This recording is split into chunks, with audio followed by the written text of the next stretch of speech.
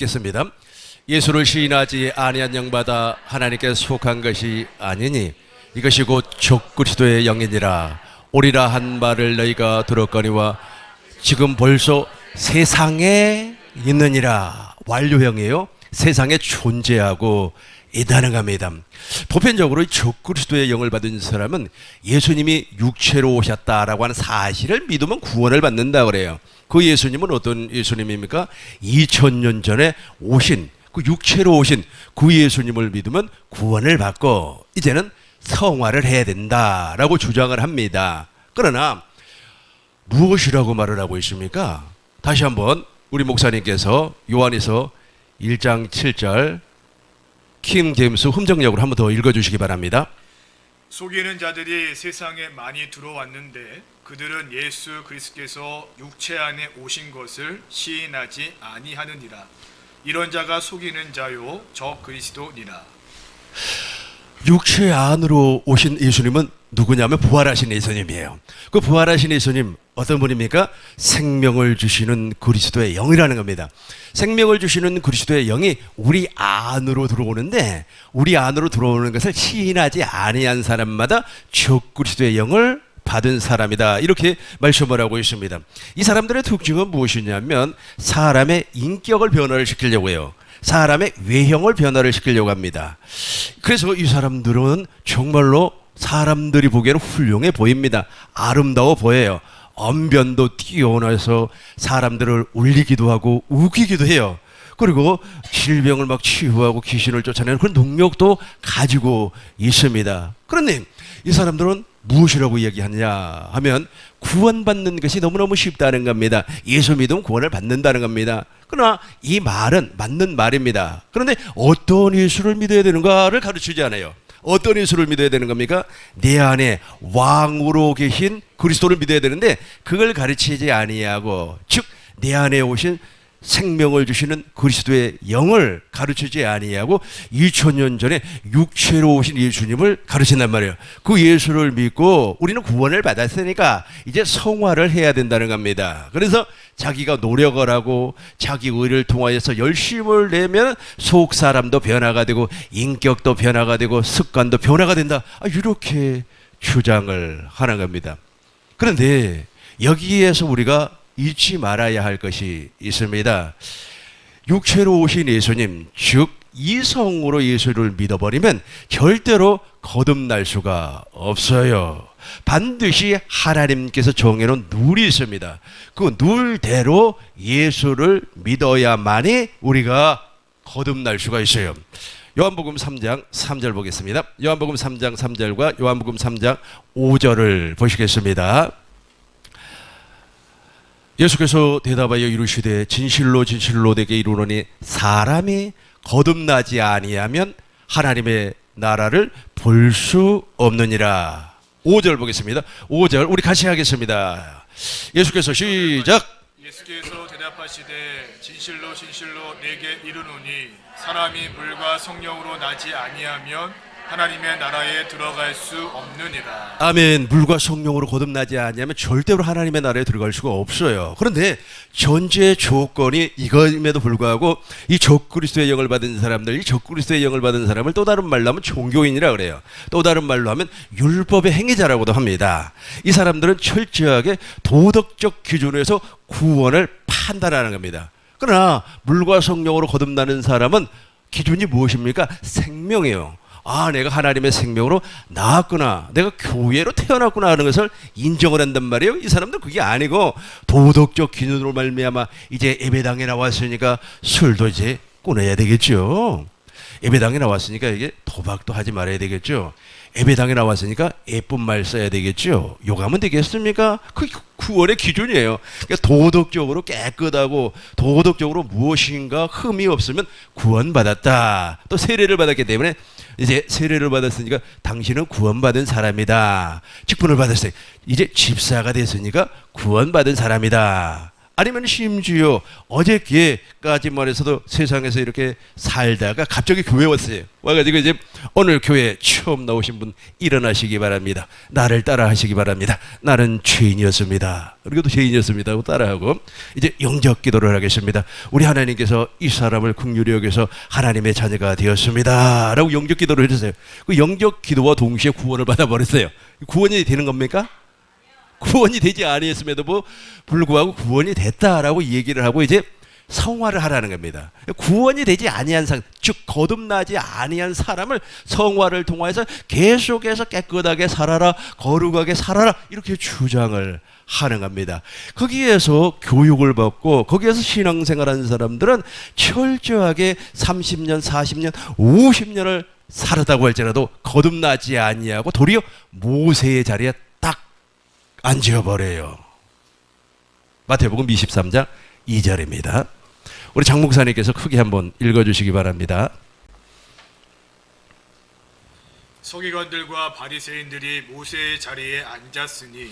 아멘. 저가 아주 무서운 말이에요. 그러니까 거듭나지도 아니한 사람들이, 물과 성령으로 거듭나지도 아니한 사람들이 모세의 자리에 딱 앉아가지고 심판을 하는 거예요. 그러니까 내가 장로가 됐기 때문에 이제 내 말 들어야 된다는 거예요. 내가 단임 목사가 됐으니까 내 말 들어야 된다는 겁니다. 그래서 그 사람에게 무엇을 강요하는 겁니까? 행위를 강요해요.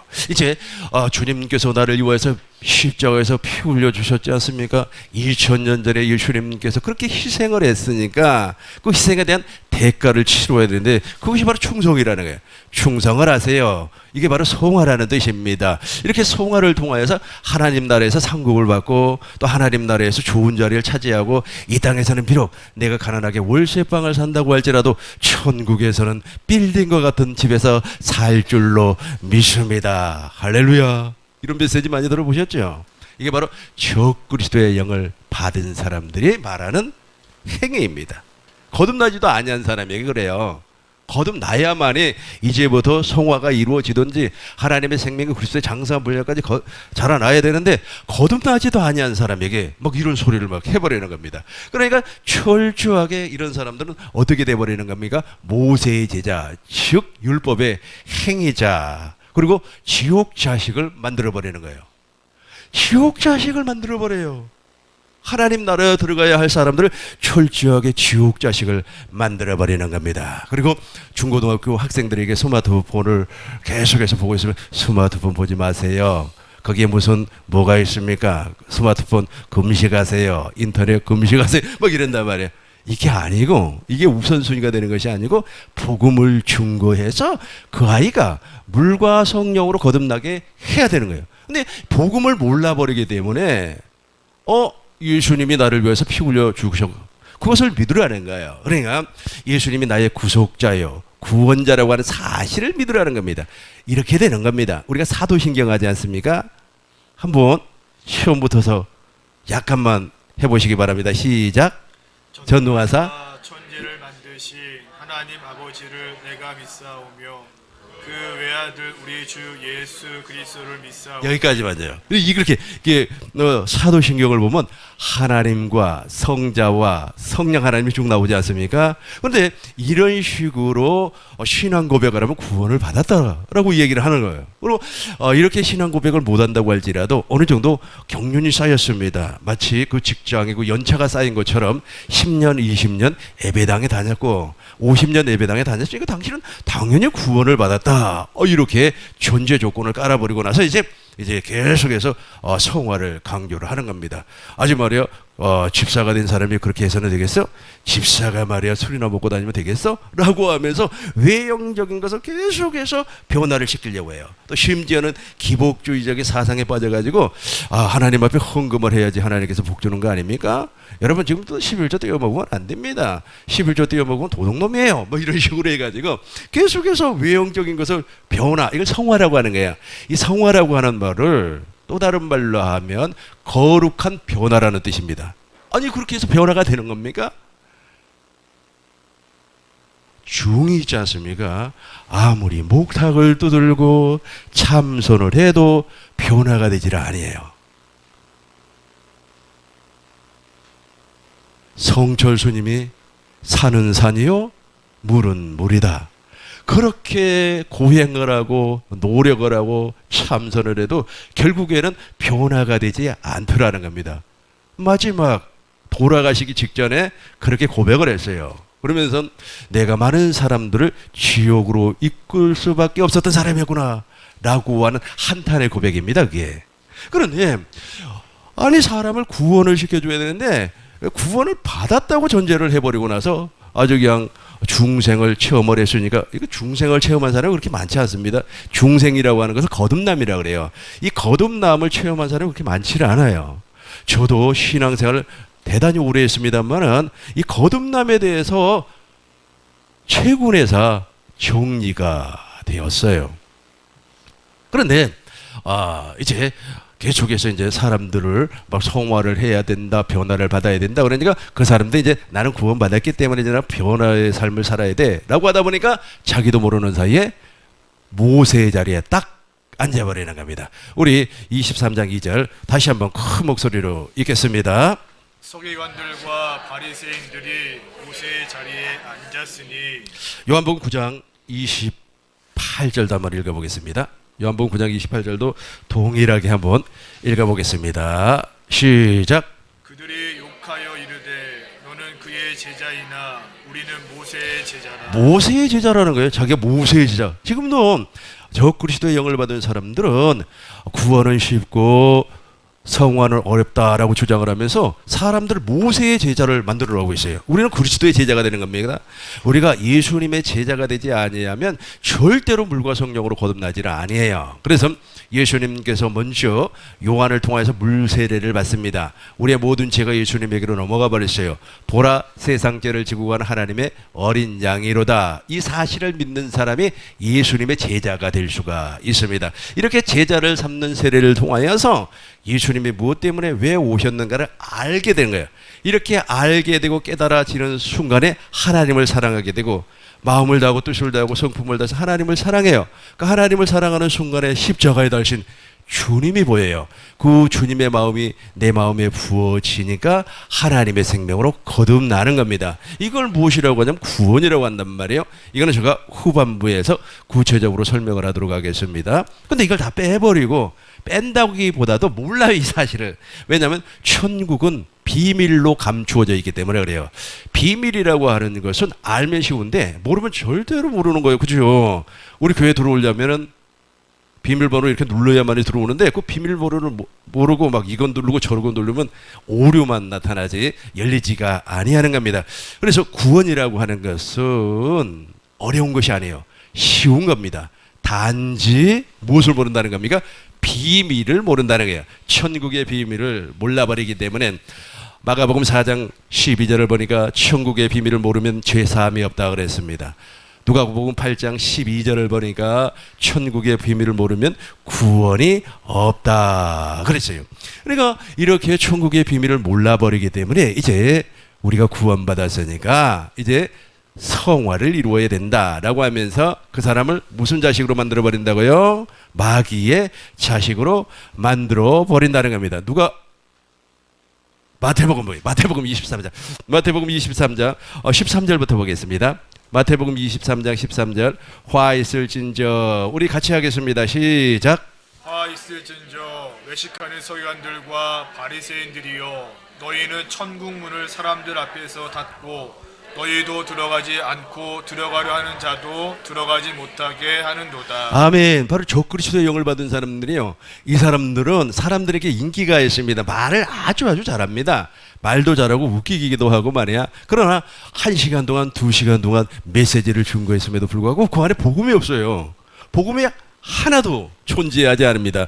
이 복음이 없다 보니까 구원이 이루어지지 않는 겁니다. 그러다 보니까 자기도 천국을 못 들어가고 천국으로 들어가려고 하는 사람들의 앞길도 막아버리는 거예요. 다시 한번 13절, 14절, 15절까지 우리 큰 목소리로 읽겠습니다.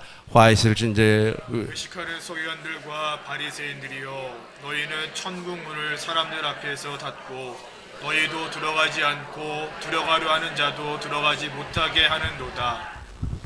화 있을진저 외식하는 서기관들과 바리새인들이여 너흰 교인 한 사람을 얻기 위하여 바다와 육지를 도로 다니다가 생기면 너희보다 더 지옥 자식이 되게 하는도다. 밑에만 너희보다 시작.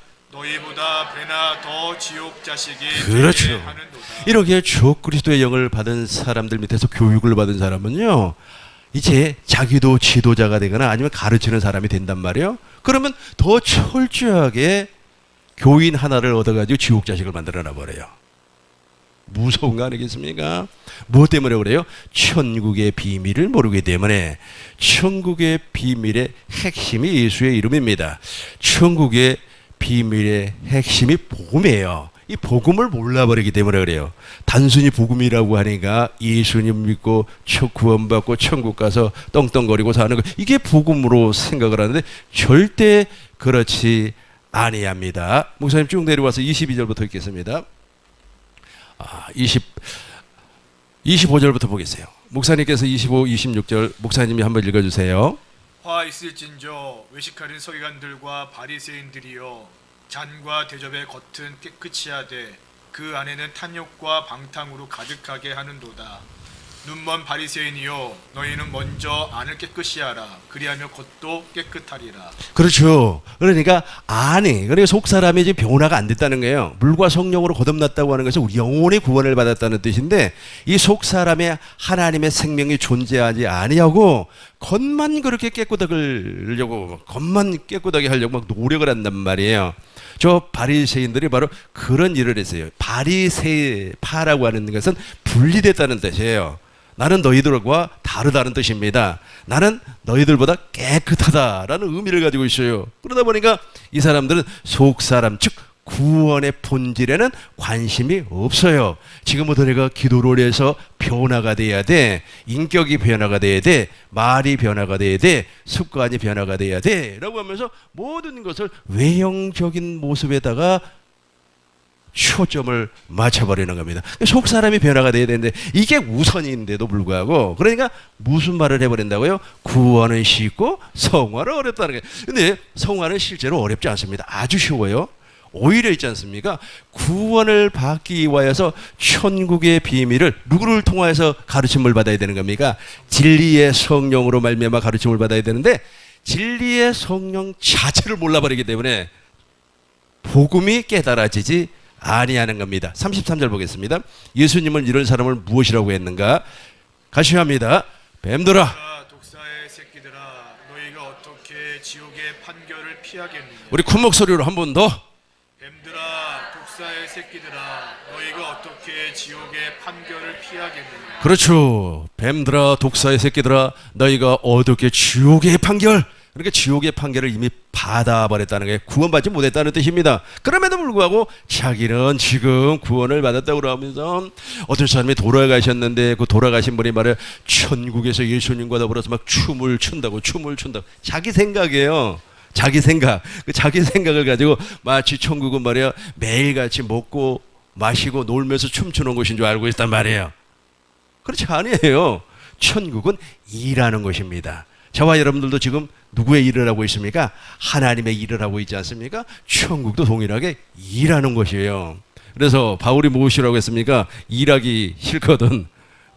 그렇죠. 일하는 것이란 말이에요. 그러니까 사람들의 생각과 하나님의 현실이 이렇게 차이가 나버리는 겁니다. 그러니까 이 사람들은 무엇이라고 한다고요? 우리가 천국 가서 이렇게 놀고 먹고 말이야 춤추고 놀라면은 지금 이 세상에서 변화를 받아야 된다고.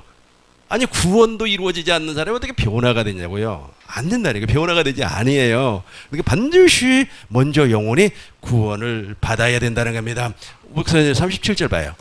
마태복음 23장 37절 우리 목사님께서 크게 한번 읽어주세요. 예루살렘아 예루살렘아 선지자들을 죽이고 내게 파송된 자들을 돌로 치는 자여, 암탉이 그 새끼를 날개 아래 모음같이 내가 내 자녀를 모으려 한 일이 몇 번이더냐. 그러나 너희가 원하지 아니하였도다. 예루살렘아 예루살렘아 선지자들을 죽이고 내게 파송된 자들을 돌로 치는 자여, 암탉이고 새끼를, 암탉은 바로 예수님이에요. 새끼를 날개 아래 모음과 같이 내가 너 자녀를 모으려고 한 일이 몇 번이더냐. 그럼에도 불구하고 거부해버려요. 복음을 듣지 아니하려고 하는 겁니다. 왜냐하면 자기가 이런 경험을 했고 자기가 말해 이렇게 훌륭한 사람이고 내가 예수 믿고 나서 이렇게 복을 받았는데 굳이 복음을 할 필요가 있겠습니까? 복음을 알려고 하질 않아요. 그러다 보니까 성령의 역사가 없다는 겁니다. 여러분들이 가지고 있는 교환 2페이지입니다. 우리 한번 사례를 살펴보도록 하겠어요. 먼저 있지 않습니까?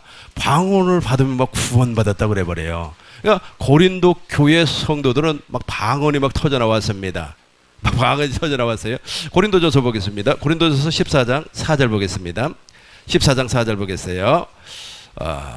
방언을 말하는 자는 자기의 덕을 세우고 얼마나 방언이 문란했으면 덕을 세우지 않는다면 원래 방언은 정말로 좋은 겁니다. 하나님이 주신 은사예요. 그래서 저도 있지 않습니까? 혼자 있을 때는 방언으로 기도해요. 방언을. 그러니까 대표 기도를 하거나 아니면은 기도를 인도할 때는 방언을 하지 않습니다만 혼자 기도할 때는 특별히 운전할 때 방언 기도를 한단 말이에요. 그런데 방언을 말하는 자는 자기의 덕을 세우고 그랬는데 저것을 역설적으로 얘기한다면 자기 덕을 세우지 아니하고 방언하는 자가 너무 많다는 거예요. 그러니까 방언이 구원의 조건이 아니라는 겁니다. 고후 보겠어요. 고후 11장 4절을 보시겠습니다. 고후 11장 4절을 보겠습니다. 만일 누가 가서 우리가 전파하지 아니한 다른 예수를 전파하거나 혹은 너희가 받지 아니한 다른 영을 받게 하거나, 그러니까 방언이 구원의 조건이 아니라는 거죠. 다른 영을 받을 수가 있다니까요. 귀신의 영을 받을 사람이 있어요. 귀신의 영을 받은 사람이 방언을 한다면 덕을 세워야 안 세워야? 덕을 절대로 세우지 않습니다. 그 방언을 말해 자랑하고 그래요. 어떤 사람은 예배당에 나온 지 3일 만에 방언 받았다고 그것을 좀 그만 좀 우려먹지. 10년 동안 그걸 자랑한단 말이에요. 그게 조건이 아니에요. 무슨 조건이? 거듭남의 조건이 아니라는 겁니다. 또 어떤 사람은 물세례를 받았어요. 이 물세례를 받으니까 내가 구원을 받았다 그렇게 주장을 하는데 성경에는 제자를 잡는 세례를 통하여서 예수님을 가르침 받고 성령 세례 즉 마음의 할례 즉 그리스도의 할례를 받아야만이 거듭난 거예요. 근데 이게 다 빼버려요. 그러니까 구원은 쉽고 성화는 어렵다 이렇게 주장하는 적그리스도의 영을 받은 사람들의 특징이 무엇이냐면은 아브라함에게 하나님께서 약속했던 그러니까 할례 언약 즉 그리스도의 할례의 의미를 몰라요. 왜냐하면 이미 구원받아 버린 사람이 무슨 또 할례가 필요합니까? 그렇잖아요, 그죠? 내가 구원받아 버렸어요. 내가 구원받아서 이제 내가 조금 있으면 천국 간단 말이에요. 그런 사람이 무슨 그리스도의 할례가 필요합니까? 그리스도의 할례는 무엇입니까? 옛사람을 죽이는 거란 말이에요. 옛사람을 십자가 못 박아 무덤에 장사를 지내버리고 하나님의 생명으로 태어나는 거예요. 내가 곧 그리스도와 함께 십자가에 못 박혀 죽었단 말이에요. 하나님의 생명으로 거듭나는 겁니다. 이걸 구원이라고 하는데 이걸 다 빼버려요. 아주 신앙 고백하고 그리고 예배당에 나와서 봉사하고 충성하고 마일리지를 이렇게 막 찍어나가면은 구원받은 사람이고 상급을 받는 사람이라 그래버려요. 그러니까 그런 사람들 특징이 무엇이냐면 아브람과 이삭과 야곱의 언약, 신약으로 넘어오자면 그리스도의 할례의 의미를 몰라요. 마음의 할례가 이루어져야 되는데 이 사람을 죽이고 하나님의 생명으로 거듭나는 그 엄청난 사실이 당신 안에서 이루어져야 되는데 소망이 부끄럽지 아니하면 하나님의 사랑이 우리 마음에 부어져야 되는데 날마다 순간마다 십자가에 달리신 주님을 통해서 아버지의 마음을 보아야 되는데 이런 소리는 안 해요. 특징이 그렇단 말이에요. 구원의 조건이 아닙니다. 또 어떤 사람은 표적을 봐요. 표적을 보고 자기는 구원을 받았다 막 이렇게 주장을 합니다. 우리 청년 때 있지 않아요? 자기는 이제 예수 믿고 이렇게 잘 사는 사람이 됐다 그래요. 이게 어떻게 그렇게 됐느냐 그랬는데 자기가 죽을 병에 걸렸다고 합니다. 부흥회에 참석을 해가지고 안수를 받고 그 죽을 병에서 치유를 받았다는 거예요. 그러니까 내가 이제 예수 믿는 사람이 됐다는 거예요. 그러니까 그 친구는 그 표적이 구원으로 알고 있어요.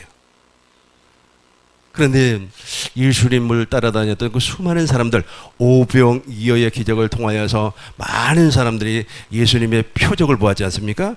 그 사람들이 예수님께서 내 살을 먹고 내 피를 마시지 아니하면 영생을 가지지 아니했다라고 하니까 그 말 자체를 못 알아들어요. 그러니까 수많은 사람들이 떠나가 버렸습니다. 다시 한번 보겠어요. 요한복음 6장 66절부터 보겠습니다.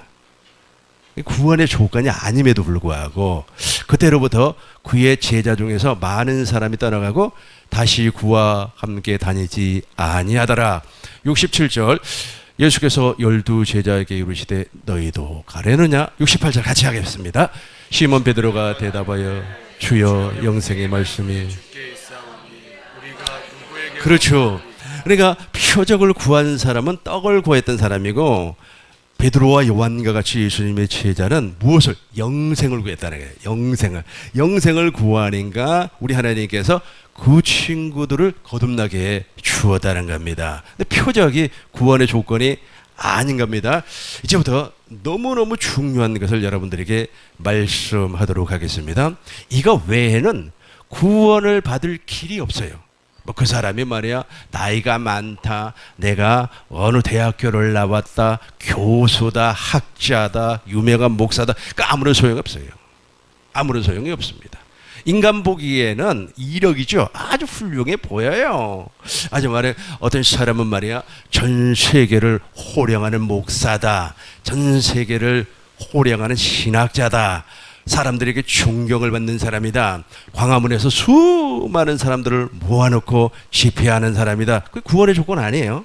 아니에요. 아닙니다. 사람들 보기에는 멋져 보입니다. 또 어떤 사람은 귀신을 쫓아가지고 엄청나게 큰 교회를 만들었어요. 우리 교회에서 조금만 가면 있어요. 그 교회가. 아무튼 그럼에도 불구하고 그분 노년에 어떻게 됐습니까? 아주 어린 여자와 음란한 행위를 하다가 들켜버렸죠. 구원받은 사람이 그런 짓을 하겠습니까? 그러니까 구원이 이루어지지 아니했어요. 그러니까 귀신을 쫓는 것도 구원의 조건이 아니라는 거예요. 이제부터 아주 잘 들으시기 바라겠습니다. 이것을 설명하기 전에 먼저 하나를 보겠습니다. 마태복음 13장 보겠습니다. 16절 보겠어요. 마태복음 13장 16절. 그러나 너희 눈은 봄으로, 이게 눈이 열려야 돼요. 눈이 열려서 십자가 달신 주님을 보아야 되는 겁니다. 그리고 너희 귀는 들음으로 복이 있어야. 자, 우리 다음 절 보겠습니다. 17절 같이 읽겠습니다. 큰 목소리로 시작. 내가 진실로 너희에게 이르노니 많은 선지자와 의인이 너희가 보는 것들을 보고자 하여도 보지 못하였고 너희가 듣는 것들을 듣고자 하여도 듣지 못하였느니라. 아멘. 아침에 제가 하나님 앞에 이 내용을 하려고 하니까 제발 들을 수 있는 사람은 꼭 좀 보내주시고 알아듣지 못하는 사람은 오지 말게 해달라 그랬어요. 왜냐하면 너무 중요하기 때문에. 그러니까 이 길 외에는 없어요. 예수님께서 내가 곧 길이요 진리요 생명이니 나로 말미암지 않고는 아버지께로 올 자가 없느니라. 그렇죠.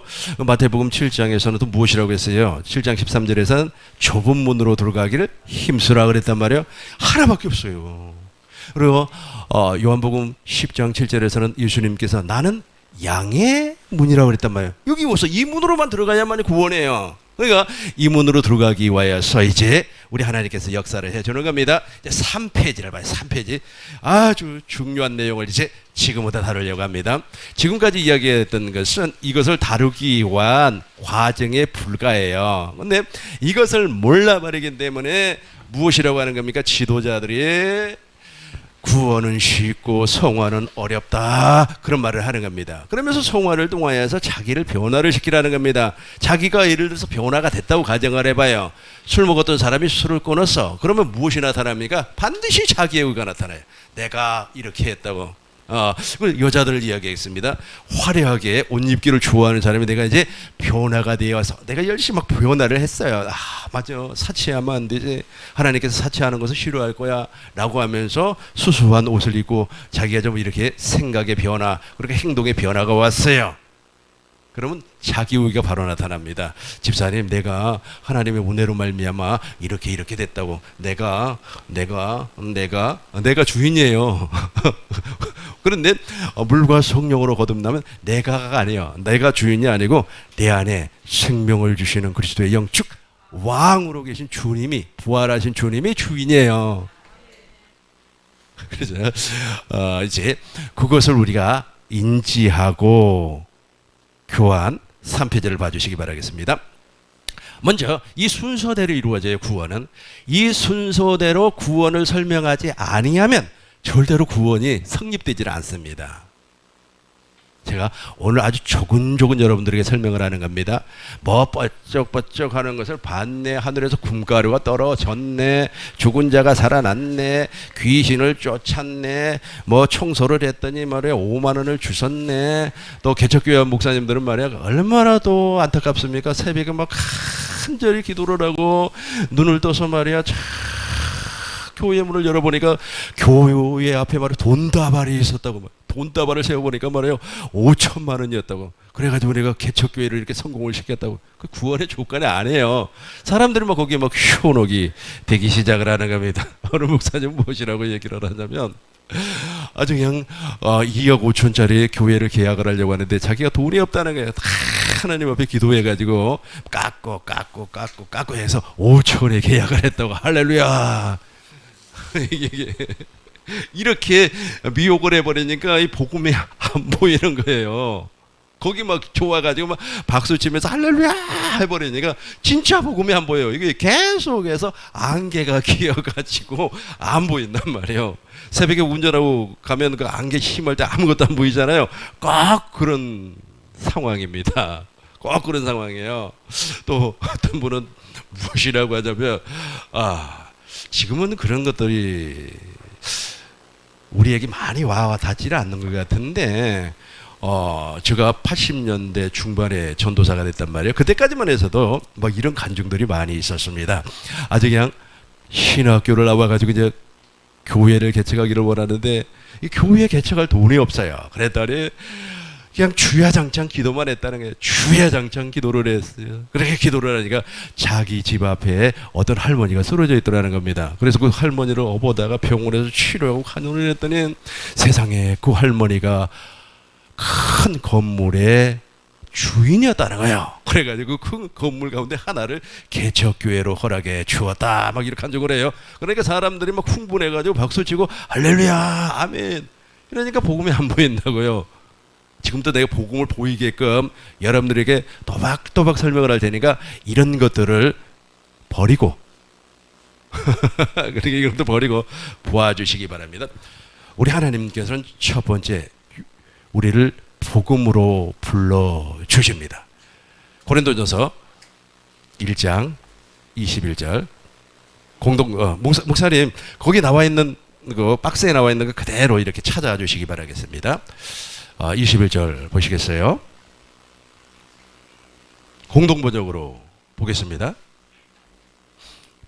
공동번역으로 보겠습니다. 고린도전서 1장 21절 공동번역으로 보겠습니다.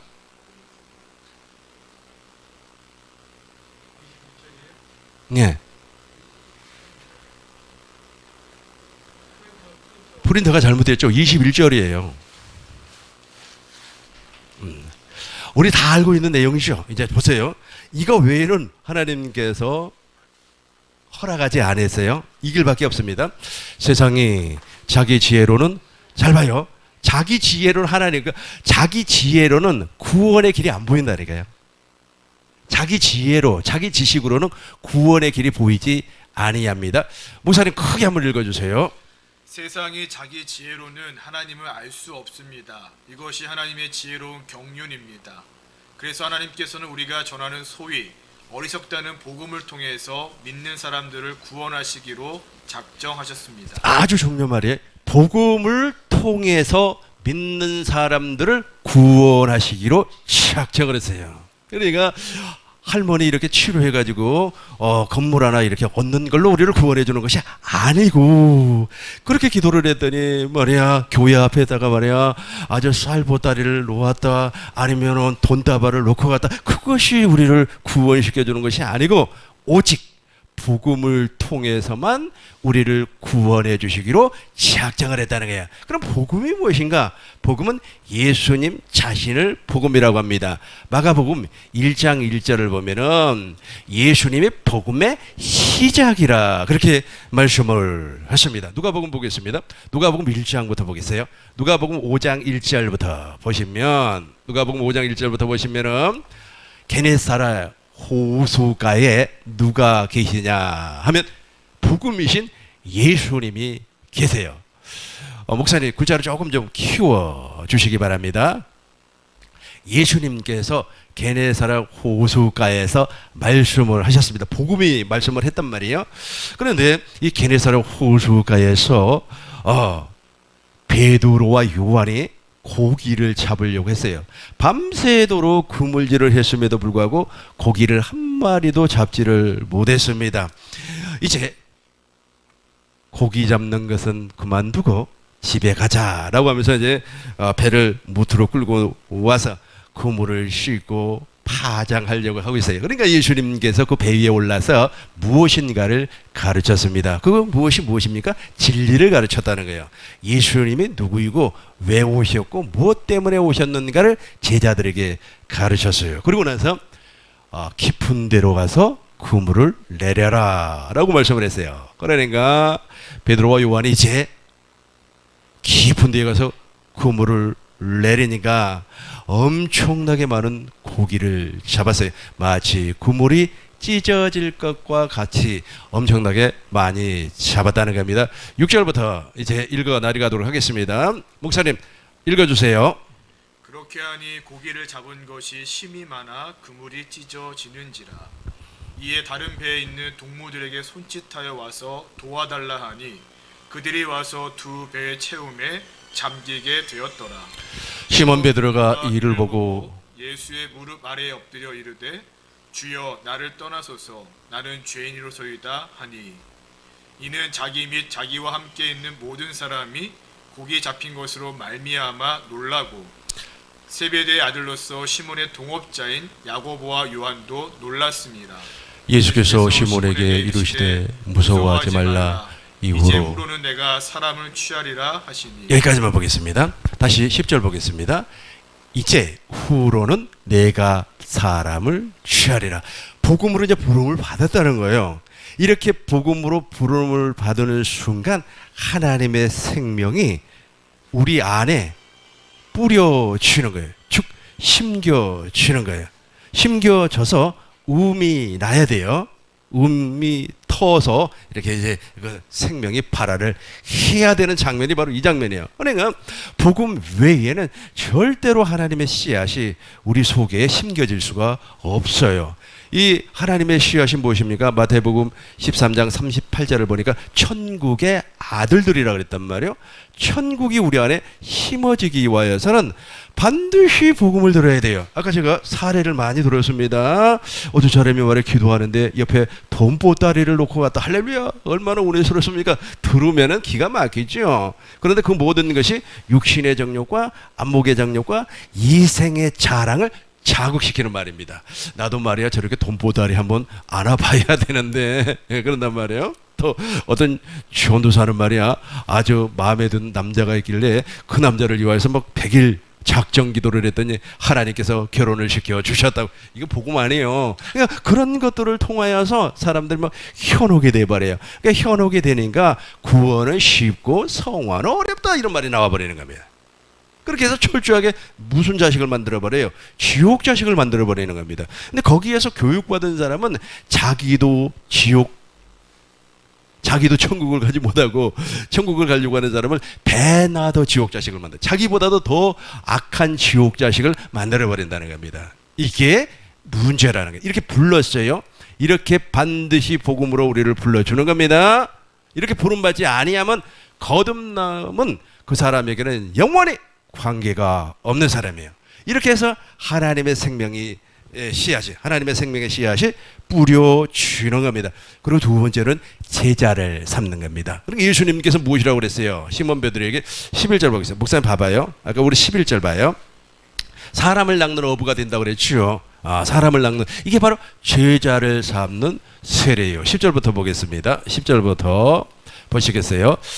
세베대의 아들로서 시몬의 동업자인 야고보와 요한도 맨 밑에만 보겠어요. 맨 밑에 우리가 이제 여기서부터 같이 시작. 이제 후로는 내가 사람을 취하리라. 그렇죠.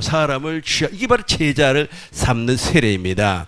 제자를 삼는 세례라고 하는 말은 무슨 그러니까 하나님께서 예수님을 통하여서 예수님의 제자가 되어서 천국의 비밀을 알게 한다는 거예요. 그러니까 예수님의 제자가 되지 않으면 절대로 복음의 비밀을 몰라요. 복음을 모르니까 거듭나지 않는다니까요. 천국의 비밀, 즉 네 자리 숫자를 알고 누르면 문이 열려버리는 것처럼 비밀을 알아야 되는데 예수님의 제자만의 천국의 비밀을 알 수가 있어요. 그래서 구원이 쉽죠. 사실은 엄청나게 쉽죠. 근데 감추어져 있기 때문에 어려운 거예요. 이게 감추어져 있기 때문에 안 보이는 겁니다. 마치 안개가 끼어서 전혀 앞이 보이지 않는 현상과 같다는 거예요. 천국이 존재하긴 존재해요. 좁은 문으로 들어가야 돼요. 양의 문으로 들어가야 돼요. 근데 문제는 안 보여요. 그게 감추어져 있기 때문에 마치 보물을 땅속에 감추어 둔 것처럼 감추어져 있기 때문에 안 보이는 겁니다. 그게 구원인데, 그래서 이제 우리 주님께서 공개를 하였습니다. 어떻게 공개를 하였습니까? 이제 제자를 삼았습니다. 요한복음 4장 1절부터 보겠습니다. 요한복음 4장 1절, 예수께서 제자를 삼고 세례를 베푸는 것이 요한보다 많다 하는 말을 바리새인들이 들은 줄 주께서 아신지라. 2절 같이 하겠습니다. 시작. 예수께서 친히 세례를 베푸신 것이 아니요 제자들이 베푼 것이요. 그렇죠. 제자를 삼는 세례. 이 제자를 삼는 세례를 구체적으로 설명을 하도록 하겠습니다.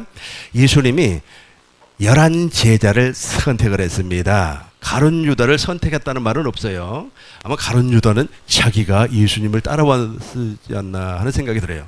그러니까 이 제자는 예수님이 친히 불러요. 누구누구야 하면서 다 친히 불렀습니다. 마태가 어떻게 부름을 받았습니까? 그냥 크고 세금 걷기와에서 세리장으로서 말이야 세무소에 딱 앉아 있으니까 마태야 오라는 거예요. 지금 베드로는 누가 불렀어요? 예수님이 불렀다는 겁니다.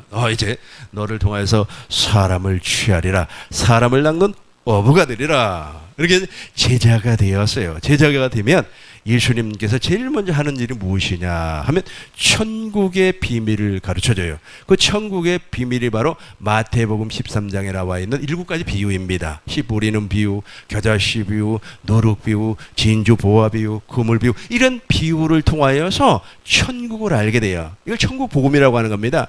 여러분, 천국 복음은 비밀로 감춰져 있기 때문에 사람들이 모른다니까요. 그래서 천국 복음 세미나 오세요. 그러면은 알아. 그래서 비밀이니까. 근데 반대로 있잖아요. 재정 축복, 재정 권능 세미나. 그럼 오지 말라고 해도 와요. 재정은 다 아니까. 돈 버는 방법 가르쳐요. 돈 벌어가지고 떵떵거리고 사는 그런 방법 가르쳐 주니까.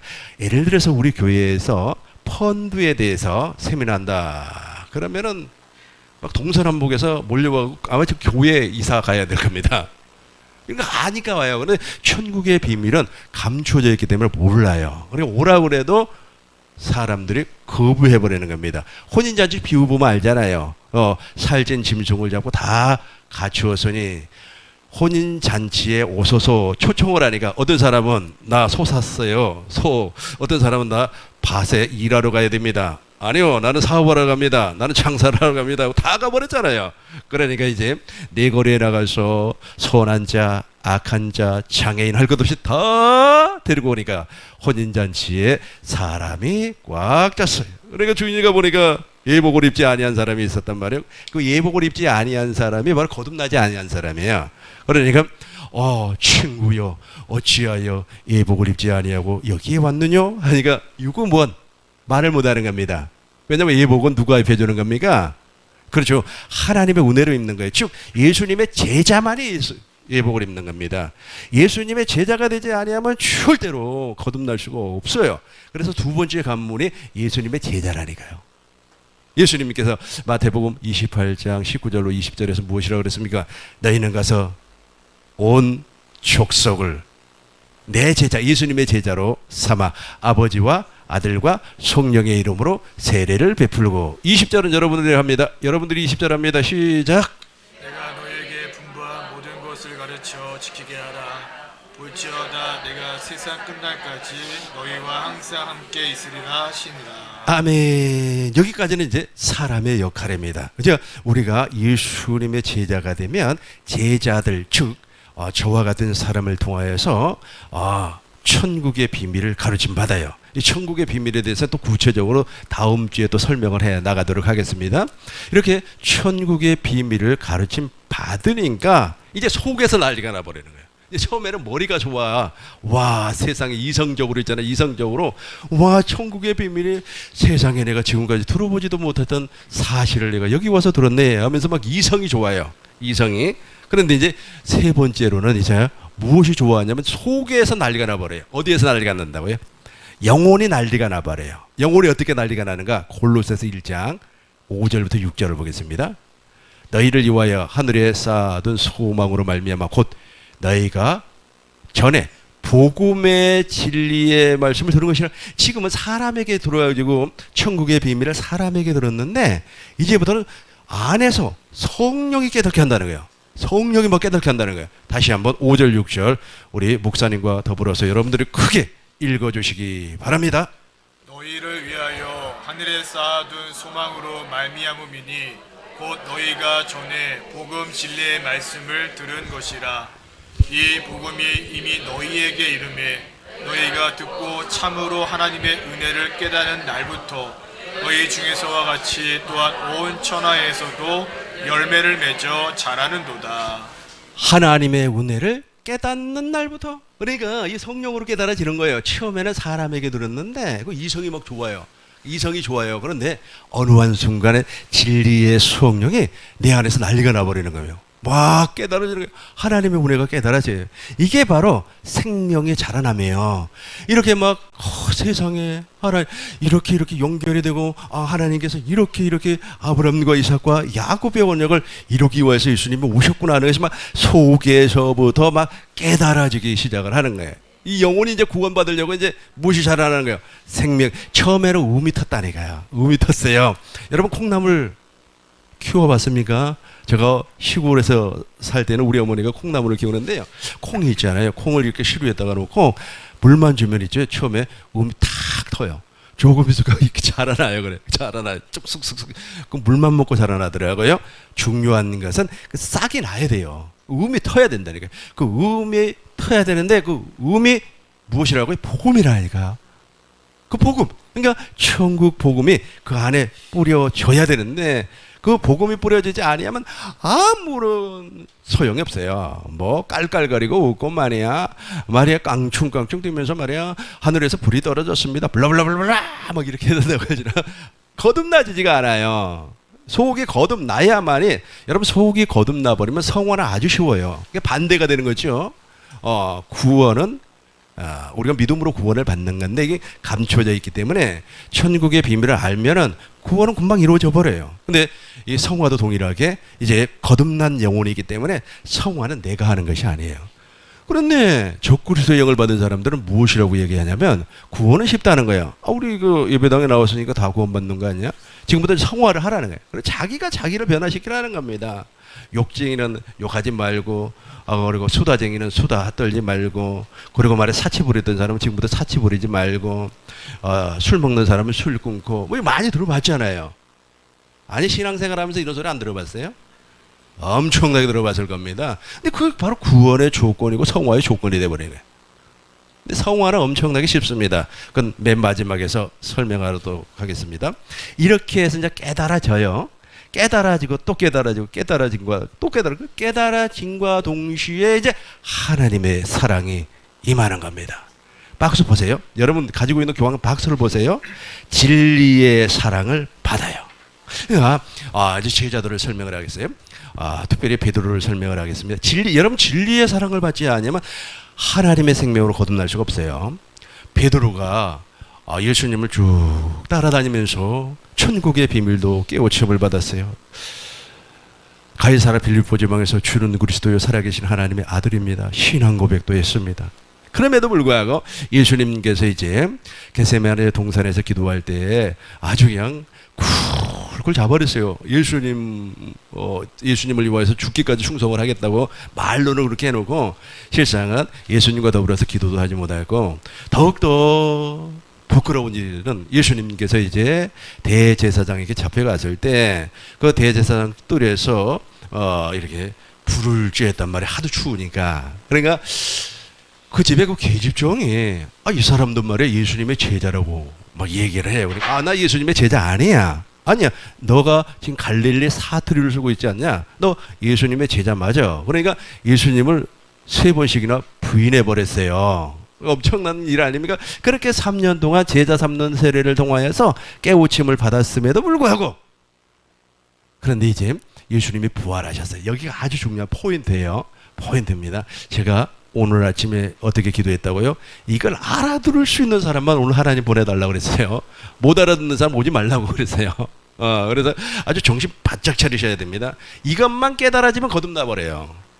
그러니까 거듭나는 것이 어려워요, 쉬워요? 너무 쉬워요. 이걸 누가 깨닫게 한다고요? 성령 하나님이 깨닫게 하는 거예요. 근데 아까 서두에도 말씀드린 것처럼 엉뚱한 것이 우리의 이성을 사로잡아 버리면 이게 이해가 안 되는 겁니다. 예수 믿고 말이야 잘 먹고 잘 살다가 천국 가면 되는 것이지. 예수 믿고 말이야 건강하게 살다가 하나님 나라에 가서 상금 많이 받으면 되는 것이지. 그렇게 생각을 할 수가 있어요. 자, 아까 제가 어디까지 설명을 했습니까? 베드로가 그렇게 됐어요. 부활하신 예수님을 만났습니다. 부활하신 예수님께서 베드로에게 질문을 해요. 보겠습니다. 요한복음 21장 17절부터 보겠어요. 15절부터 보겠습니다. 15절. 그들이 조반 먹은 후에 예수께서 시몬 베드로에게 이르시되 요한의 아들 시몬아 내가 이 사람들보다 나를 더 사랑하느냐? 이 질문을 받아. 여러분 이제 이 질문이 거듭남의 절정입니다. 이 질문을 반드시 하나님이 해요. 여러분들에게 여러분 심령에서 성령 하나님이 한다는 거. 다 15절 보겠어요. 15절 16절 보겠습니다. 16절 보시겠어요? 또 두 번째 이르시되 요한의 아들 시몬아 네가 나를 사랑하느냐? 두 번째 물어봤어요. 세 번째 한번 보겠어요. 17절 보겠습니다. 세 번째 이르시되 요한의 아들 시몬아 내가 나를 사랑하냐? 이게 무슨 말이냐면 이것이 무슨 내용이냐면 예수님께서 요한의 아들 시몬아 내가 나를 사랑하느냐? 이것이 이 사랑은 어디에서 나오는 겁니까? 십자가에서 나오는 거예요. 그래서 십자가에 달리신 나의 모습을 보았느냐 하는데, 왜냐하면 십자가에서 하나님의 사랑이 나오니까. 여러분 하나님의 사랑은 어디에서 나온다고요? 십자가에서 나오는 거예요. 그래서 예수님께서 십자가에 못 박힐 때 제자들이 전부 다 36개 주랭랑 다 도망가 버렸어요. 다 도망가 버려가지고 실제로 예수님을 본 사람이 없어요. 뭐 요한 외에는 본 사람이 없다 보니까 이제 질문하는 거예요. 너 정말로 나를 사랑한다고? 나를 사랑한다면 십자가에 달리신 나의 모습을 보았니? 이런 질문이란 말이에요. 왜냐하면 거기에서 하나님의 지혜와 하나님의 능력, 하나님의 지혜와 하나님의 구원의 능력이 무엇입니까? 사랑이라는 거예요. 사랑. 예수님의 십자가를 바라봄으로 말미암아 아버지의 사랑이 예수님을 통하여서 우리 마음에 부어지는 거예요. 소망이 부끄럽지 아니하면 하나님의 사랑이 우리 마음에 부은 바 됨이라. 그렇게 여기에서 절정을 이루어요. 이 절정을 이루고 나서 이제 오순절 성령 강림 사건 때 베드로가 거듭나요. 놀라운 일 아니겠습니까? 제가 벌써 한 8년 전인 것 같아요. 꽤 오래됐는데 저도 있잖아요. 이성적으로 이 천국 복음이 깨달아져서 너무너무 좋은 거예요. 좋아가지고 밤새도록 막 타이핑을 하는 겁니다. 타이핑해서 원고 만들고 그랬단 말이에요. 근데 이성은 좋은데 뭔가 이게 허전해요. 근데 우리 하나님께서 역사를 해 주었어요. 그 역사가 무엇이냐면 내 영혼이 십자가에 달린 주님을 보게 하였어요. 그때 질문이 바로 이 말입니다. 너가 나를 사랑하느냐? 내가 주님을 사랑합니다. 내가 주님을 사랑한다는 말이 사실은 안 나오더라고요. 여러분들은 어떻게 경험했는지 잘 모르겠습니다만 십자가에 드신 주님을 바라보는 순간 주님이 너가 나를 사랑하느냐? 이 질문에 나는 뭐 사랑한다 그거보다도 창피합니다. 창피하단 말이에요. 왜 창피하냐? 십자가를 통해서 하나님의 사랑이 내 마음에 부어지니까 내가 보여버려요. 내 자신이 어떤 사람이었습니까? 내 자신은 절대로 의로운 사람이 아니죠. 죄인 중에 죄인이죠. 죄인 중에 괴수라고 할 수가 있죠. 그거에 보여버려요. 그러니까 내가 주님을 사랑한다고 하는 고백이 참 무색해져 버리는 거죠. 아마 여러분들도 반드시 보게 될 겁니다. 이렇게 보게 되니까 하나님의 사랑이 막 무한정 우리 마음에 흘러 들어오는 겁니다. 로마서 5장 5절 우리 큰 목소리로 읽겠습니다. 소망이 우리를 부끄럽게 하지 아니함은 우리에게 주신 성령으로 말미암아 하나님의 사랑이 우리 마음에 부은 바 됨이니. 8절 보겠습니다. 우리가 아직 죄인되었을 때 그리스도께서 우리를 위하여 죽으심으로 하나님께서 우리에 대한 자기의 사랑을 그렇죠. 인증하셨습니다. 맨 밑에 무엇으로 확정했다고요? 사랑을. 여러분 십자가에 달신 주님을 통해서 아버지의 사랑을 봐버리면 그때 이게 우리 육신의 생명이 그냥 무너져 버립니다. 이 무너지는 것은 순식간에 이걸 거듭남이라 그래요. 이렇게 거듭난 자를 영생을 얻었다 그래요. 하나님이 세상을 이처럼 사랑하사 독생자를 주셨으니 누구든지 그를 믿는 자마다 무엇을 영생을 우리에게 허락해 주신다는 겁니다.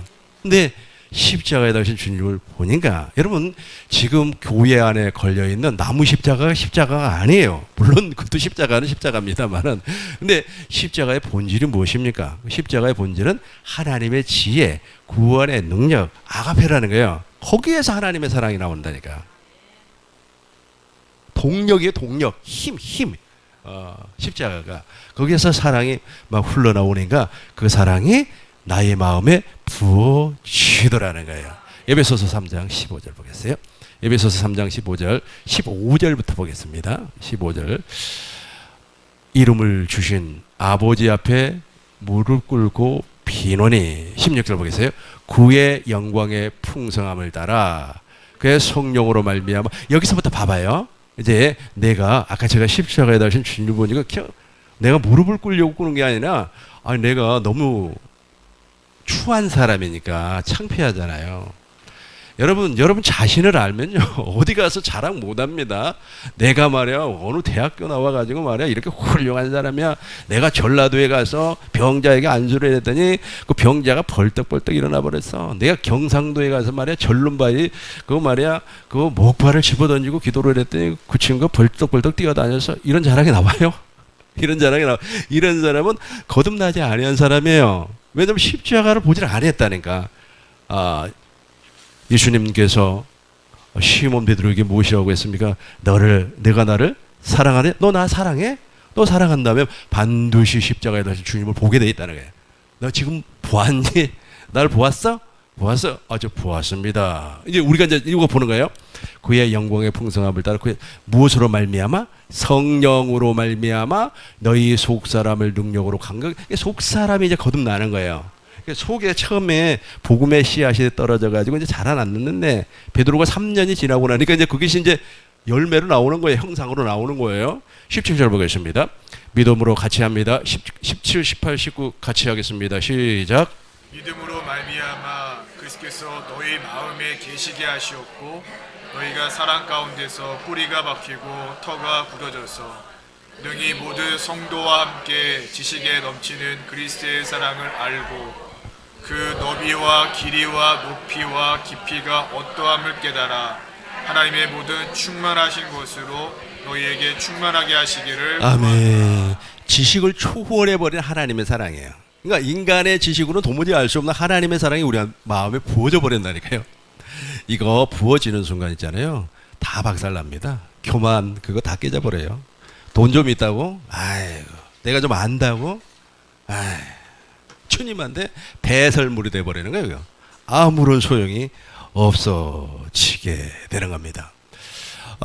고린도전서 2장 10절 목사님 찾아주세요. 고전 2장 10절 이것이 바로 성령으로 말미암아 보는 거예요. 그러니까 성령은 하나님의 깊은 곳까지라도 통달. 우리 같이 한번 읽어보겠습니다. 오직 하나님이 성령으로 이것을 우리에게 보셨으니 성령은 모든 것 곧 하나님의 깊은 것까지도 통달하시느니라. 아멘. 하나님의 깊은 곳이 무엇이에요? 영생을 주기 위한 아가페예요. 아가페가 막 밀려 들어오기 시작하는 겁니다. 저 아가페를 경험한 사람은요,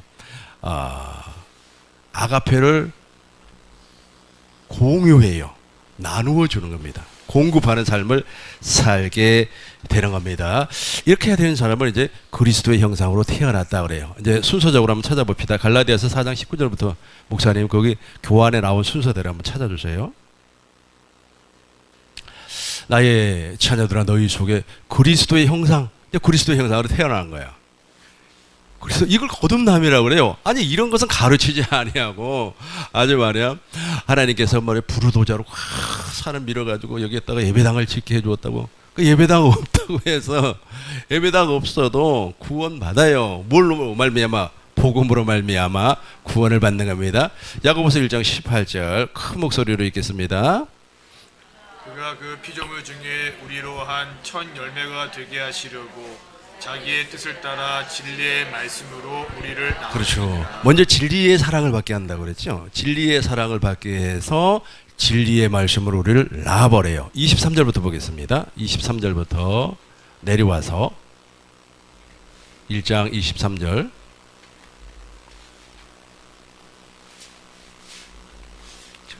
아니면은 25절까지 보면은 이제 우리가 하나님의 율법으로 이제 그리스도의 율법으로 살게 돼요. 누구든지 말씀을 듣고 행하지 아니하면 이제부터는 이제 행하는 사람이 되는 겁니다. 그러니까 그 전에는 아까 제가 소론에서 무엇이라고 그랬죠? 구원은 쉽고 성화는 어렵다. 성화는 어렵다고 이렇게 주장하는 사람은 적어서 저 말씀을 자기가 행하려고 한다니까. 자기가 그래서 성화가 어려운 거예요. 그러나 성화는 너무 쉽다고 그랬습니다. 누구든지 말씀을 듣고 어디에서 말씀이 저 말씀이 어디에서 들려와요 이제. 그렇죠. 내 안에서 들려오는 거예요. 내 안에서 들려오시는 주님의 말씀, 즉 생명을 주시는 그리스도의 영. 그 생명을 주시는 그리스도의 영이 부활하신 예수님이에요. 그 부활하신 예수님이 내 안에 왕으로 계시기 때문에 이제 그분의 말씀을 듣는 겁니다. 24절 보겠습니다. 24절 제 자신을 보고 가서 그 모습을 어떠한 것 곧 잃어버리거니와. 자 25절 큰 목소리로 시작.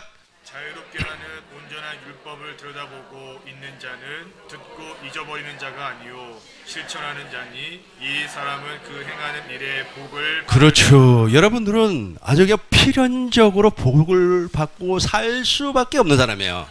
왜냐하면 그리스도께서 당신의 마음을 주어서 내가 한 것이 아니에요. 주님이 그렇게 해버리니까 하나님께서 복을 허락해 주시더라는 거예요. 마태복음 보겠습니다. 마태복음 11장 보겠어요. 28절 보겠습니다. 마태복음 11장 28절 수고하고 같이 합니다. 수고하고 무거운 짐진 자들아 다 내게로 오라. 내가 너희를 쉬게 하리라. 계속해서 29절 큰 목소리로 시작. 나는 마음이 온유하고 겸손하니 나의 멍에를 메고 내게 배우라. 그리하면 너의 마음이 쉼을 얻으리니.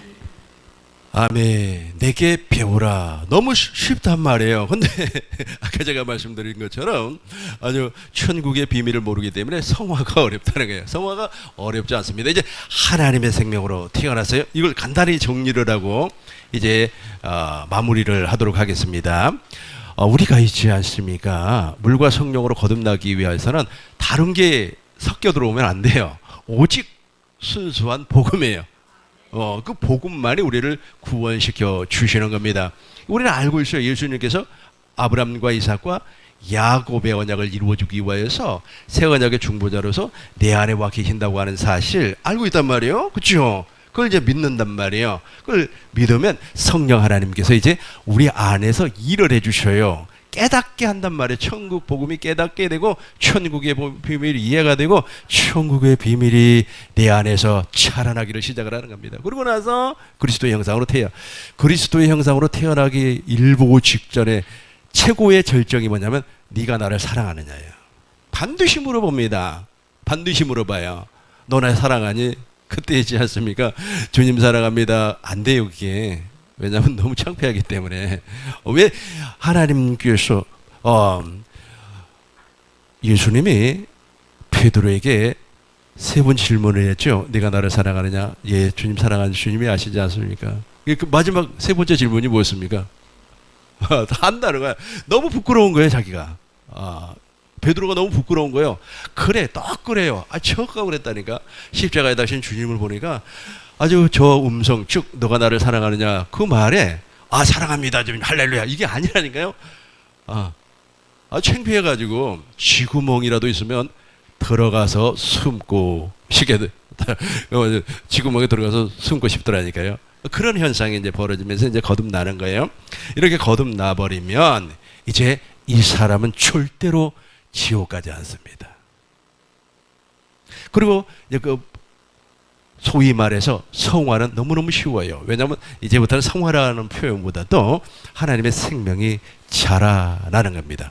우리는 날마다 순간마다 이제 생명과 주님의 입에서 나오는 말씀을 먹고 사는 사람이기 때문에 그리스도의 장성한 분량까지 자라나는 겁니다. 이런 사람이 믿음의 경주를 해요. 믿음의 경주. 목사님이 한번 보세요. 맨 밑에 있죠. 우리 교환 맨 밑에 박스 있죠. 맨 밑에 박스 위에 거 하나만 보고 이제 정리합시다. 이제 우리가 초주의 부활에 참여하고 예수님의 혼인잔치에도 들어가고 어린 양의 신부가 돼요. 아니 거듭나지도 아니한 사람이 어린 양의 신부되라고 하니 참 그것도 정말 얼마나 어려워요. 뭐 신부 단장 연수를 해야 된다나 어쩐다나. 아니 거듭나지도 않는 사람에게 신부 단장을 하래요. 다 좀 이상하지 않습니까? 논리적으로 맞아요. 거듭나지도 않는 사람에게 신부단장을 하라고 그렇게 소리를 지르니 일단은 복음을 증거를 해서 복음의 비밀을 알게 하고 깨닫게 해서 거듭나는 것이 우선 아닙니까? 그렇죠? 구원받는 것이 우선인데 구원도 안 받은 사람에게 신부단장을 하라고 하니 참 그것도 어려운 일이에요. 말하는 사람도 어렵고 거기서 듣고 있는 사람도 더 어렵고 그러면 안 된다는 거예요. 이제 당연히 안 되죠. 이제 표태를 향해서 달려갑니다. 부르심의 상을 위해서 달려갑니다. 같이 한 목소리로 시작. 표대를 향하여 그리스도 예수 안에서 하나님이 위에서 부르시면서 상을 위하여 달려가느라. 그러니까 거듭나기 이전에는 이렇게 하려고 해도 안 돼요. 뭐 천국 가서 뭐 상급을 받니? 아니 물과 성령으로 거듭나지도 아니한 사람이 무슨 천국을 간다고. 그러니까 성화가 어렵다고 하는 겁니다. 어려운 성화를 이루어서 저 상을 받으라는 거예요. 저 상이 뭔가 이제 살펴보고 마칩시다. 이게 네 가지의 면류관이에요. 첫째 면류관부터 보겠습니다. 목사님 순서대로 이렇게 좀 찾아주세요. 디모 3장 순서대로 찾아주시면 고맙겠어요. 이것만 정리하고 이제 마치도록 하겠습니다. 4장 8절 여기 순서대로 이렇게 쭉 찾으면 이제 됩니다. 네 가지 면류관 알고 있죠? 의의 면류관, 생명의 면류관, 영광의 면류관, 그 면류관. 이제 쿠로는 나를 위하여 무슨 면류관? 의의 면류관이 저 면류관을 향해서 이제 달려가는 거예요. 저걸 이제 생명이 그리스도의 정성한 분량까지 자라난다고 그래요. 아까는 이제 태어난 거고 이제 완전히 자라나 버리는 거예요. 그래서 저 면류관을 쓰는 겁니다. 저 면류관을 또 이해를 못하니까 말이야. 옛날에 신라 시대 때 왕이 쓰는 그런 면류관을 쓰고 다니는 줄 알고 있어요. 그렇지 아니하고 하나님께서 저 면류관은 있지 않습니까? 상급이고 승이라는 뜻입니다. 누구와 같이 됐다는 겁니까? 주님과 한 몸이 되었다라는 겁니다. 목사님 두 번째 거 찾아주세요. 두 번째 거 같이 읽습니다. 너는 장차 받을 아니 맨 밑에만 읽어요. 맨 밑에 내가 죽도록 시작. 내가 죽도록 충성하라. 그리하면 내가 생명의 관을 그렇죠. 내게 의의 주리라. 면류관 그다음에 생명의 면류관. 목사님 또 세 번째도 동일하게 찾아주시기를 바랍니다. 같이 읽습니다. 그리하면 목자장이 나타나실 때에 시들지 아니하는 영광의 면류관. 저 면류관. 그러니까 저 면류관을 다 받게 되어 있어요. 마지막 면류관 목사님 찾아주세요. 군면류관입니다. 이게 같이 합니다. 또 내가 보니 흰 구름이 있고 구름 위에 인자와 같은 이가 앉으셨는데 그 머리에는 금 면류관이 있고 그렇죠. 그 손에는 예리한 낫을 가졌더라. 저 군면류관을 쓰고 계신 분이 주님이에요. 저분들이 바로 첫째 부활에 참여한 사람이에요.